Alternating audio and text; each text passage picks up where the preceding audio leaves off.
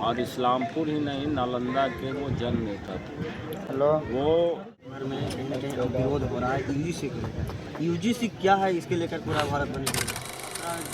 जहानाबाद की निर्भया थी, उनको कहीं ना कहीं हत्या किया गया सर, उस पर उनको न्याय नहीं मिल रहा है। कहीं कहीं डीजीपी से जाकर के उनको प्रेजेंस मिलाया गया। डीजीपी बोलते हैं कि कहीं ना कहीं 25 लोगों का डीएनए टेस्ट होता है, जिसमें 18 पीड़ित पक्ष के लोग हैं। उसके मामा का, उसके भाई का, उसके माँ का, क्या इसका मतलब है?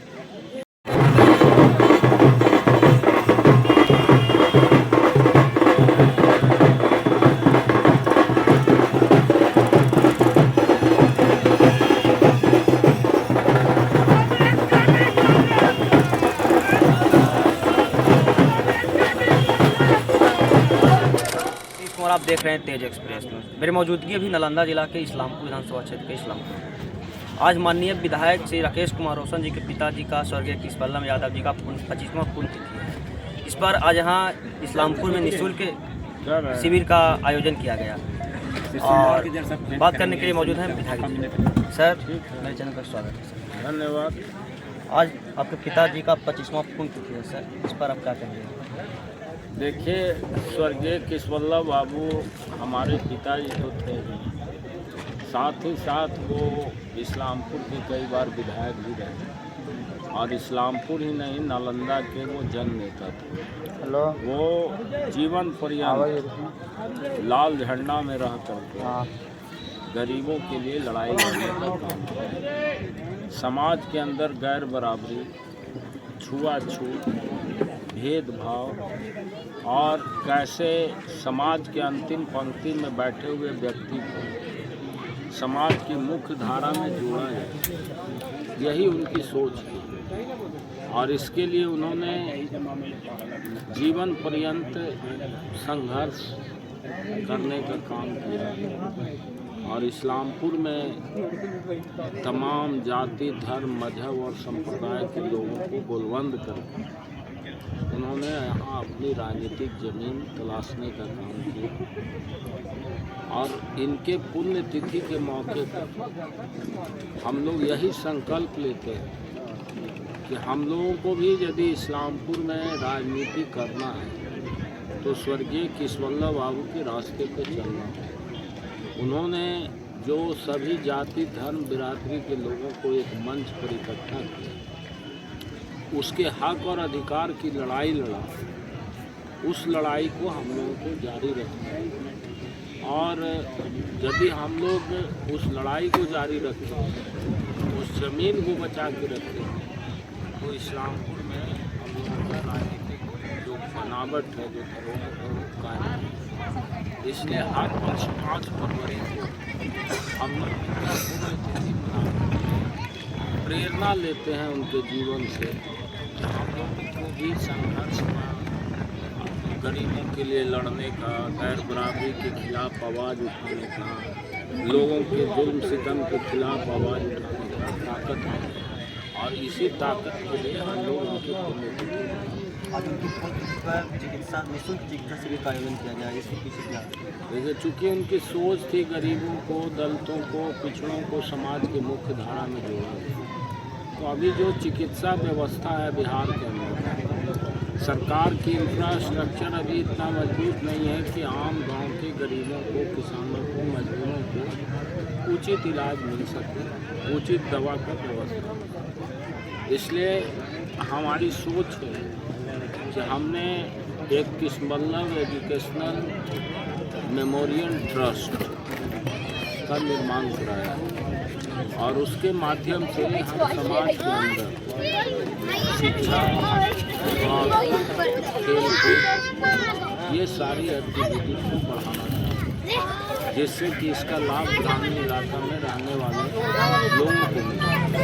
और उसी की कड़ी में हम लोगों ने इस मेडिकल कैंप का आयोजन किया और इस मेडिकल कैंप के माध्यम से हजारों लोगों का इलाज हुआ, मुफ्त में दवा दी गई, उसका इलाज हुआ, उसकी सारी व्यवस्था हुई।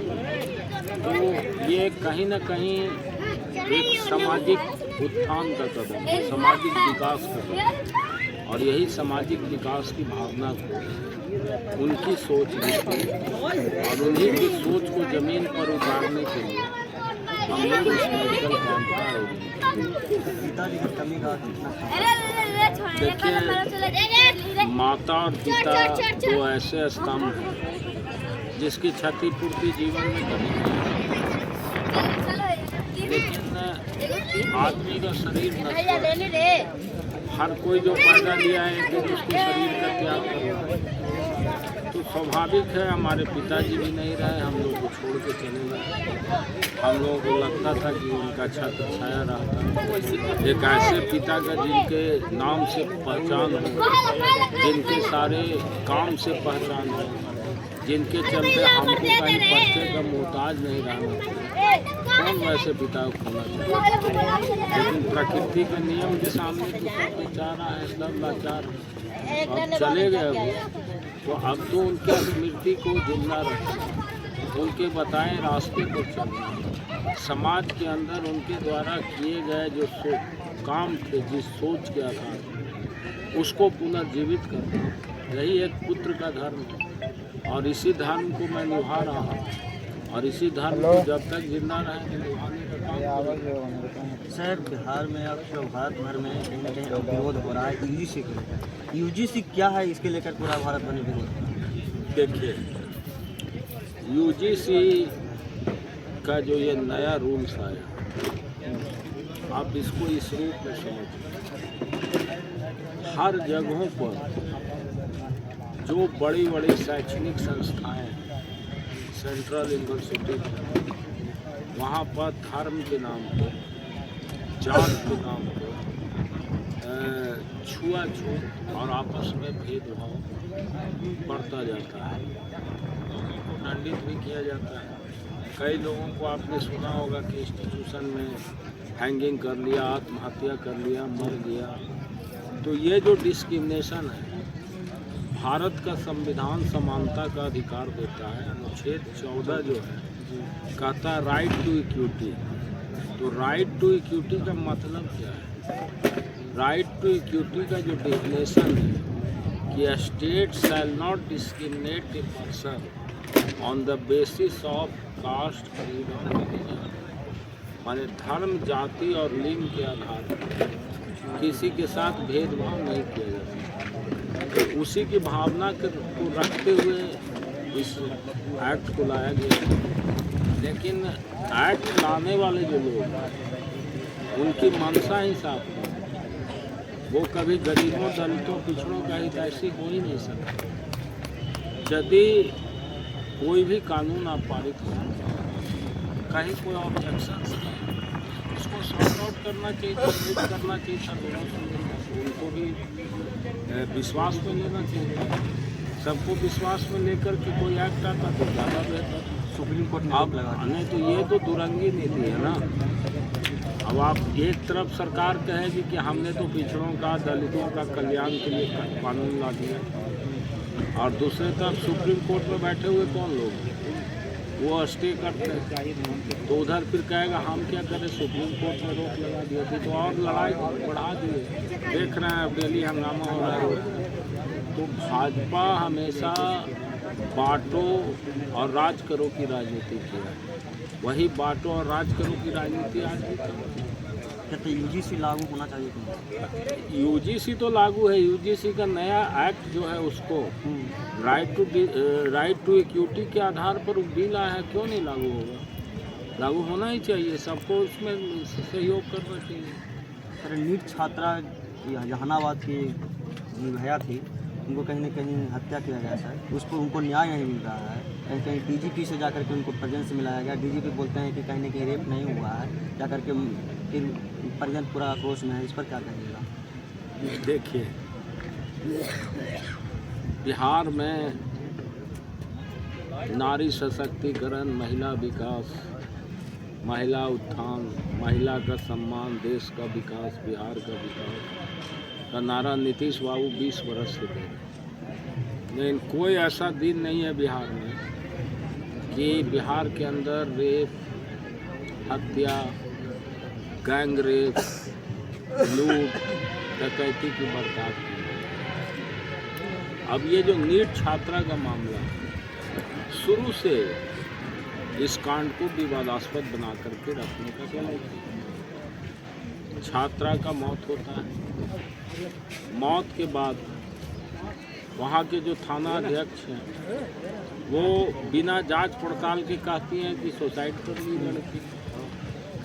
अल्टीमेटली उसके परिजन जब आवेदन देते हैं, जांच की प्रक्रिया बढ़ती है, तो शक पैदा होता है कि सुसाइडल का केस नहीं है, लड़की को सुसाइड करने के पीछे कुछ न कुछ कारण।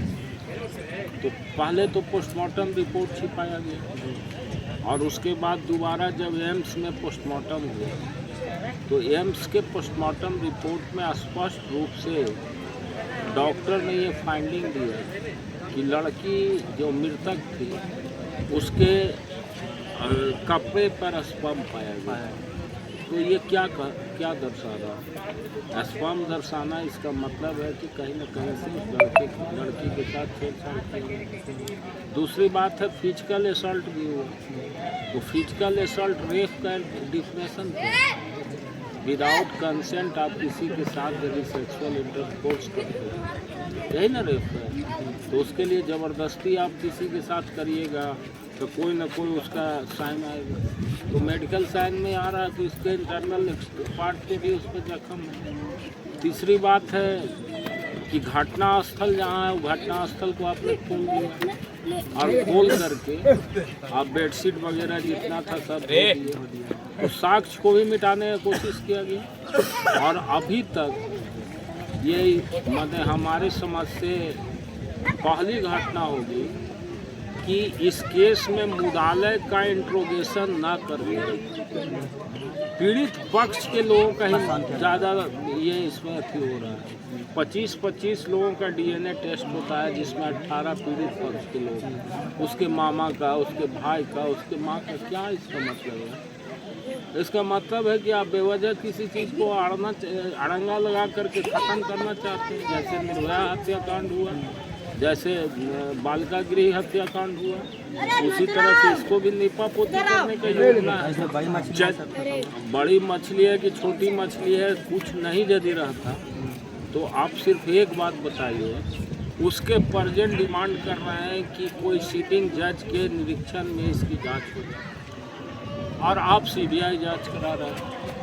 सीबीआई जांच के बताया गया कि ज़्यादा करिएगा तो हम सीबीआई को दे देंगे 2 साल तक। तो सीबीआई को जांच तो लोग मांग नहीं किया। वो तो कह रहा था कि जज के गाइडेंस में जांच होना चाहिए, आप जज के गाइडेंस में जांच नहीं, आपने सीबीआई को दे दिया। तो ये भी कहीं ना कहीं से प्रश्न चिन्ह खड़ा हो रहा है मार्केट। तो कुल मिलाकर के ये सरकार जो है इनका नकेल जानबूझ करके विलम्ब कर रहे हैं कि साक्ष्य को मिटा दिया जाए और साक्ष्य को मिटाने के बाद जो परिणाम निर्भया हत्याकांड में हुआ, जो बालिका गृह कांड में हुआ या और भी बहुत सारी घटनाएं हुई। आप नीट की बात कर रहे हैं, नीट के कल होकर के गोपालगंज में 1.5 वर्ष की लड़की के साथ रेप हुआ, नोटिस सरकार नहीं लिया। हमारे लीडर ऑफ अपोजिशन ने इसको पोस्ट किया, हाउस में बोला, उसका भी कोई नोटिस नहीं। तो ये सरकार तो पूरे तौर पे माने ब्यूरोक्रेट्स चला रहे हैं और ये लोग सारे लोग जो हैं ब्यूरोक्रेट्स के पिछलग्गू बन के सरकार में अपना सिर्फ सुख सुविधा भोग रहा है और कहीं कुछ नहीं है। इसलिए महिला का सम्मान मिलना ये सिर्फ बनावटी बात है। जिन महिलाओं को आप 10,000 रुपया लेके वोट दे दिए, आज उसके इज्जत पर ठेस पहुंच रहा है, तो अभी तक आप उसका कंक्लूसिव आप रिजल्ट नहीं दे रहे हैं इन्वेस्टिगेशन का कि what result has come during course of investigation up till now. ऐसा कभी सरकार नहीं दे रही है इसको। तो क्या मंशा दर्शा रहा है? निश्चित रूप से दर्शा रहा है कि सरकार का नियत में खोट है, बचाना चाहती है किसी को। और नीतीश कुमार का सरकार तो इसी पर चलता ही रहा आज तक, नारा दे के लोगों को कभी गरीबी हटाओ, कभी अमीरी हटाओ, कभी ये विकास, कभी वो विकास, अभी 7 निश्चय 3 का बात करके सब तो आप सामने देख रहे हैं। कैसे वोट ले लिए, वोट लेने के बाद कैसे बुलडोजर इनका चल रहा है गरीब पर। कौन लोग है? वोट देने के बाद हम तो नहीं बोल रहे थे, जिसके घर पर बुलडोजर चल रहा है वही लोग बोल रहा है जैसे सरकार कि सर वोट दे दिए हम लोग गलतफहमी में, हमारे घर वाला बुलडोजर चला रहा है। हम तो नहीं बोल रहे, जो वोट दिया वही बोल रहा है। तो इस सरकार का नियत समझिए, बड़े लोग जो हैं ज़मीन पर कब्जा बनाए हुए हैं, उनका कब्जा को कोई नहीं डिस्टर्ब कर सकता, लेकिन जो छोटे लोग हैं उनके कब्जा को डिस्टर्ब करने के लिए भाई प्रशासन है, पुलिस है, सब उन्हीं का डर से बेचारा जिस ठंड के मौसम में गरीबों को बेदखल किया गया, रहने का कोई व्यवस्था नहीं था। वैसे लोग बताइए क्या होगा।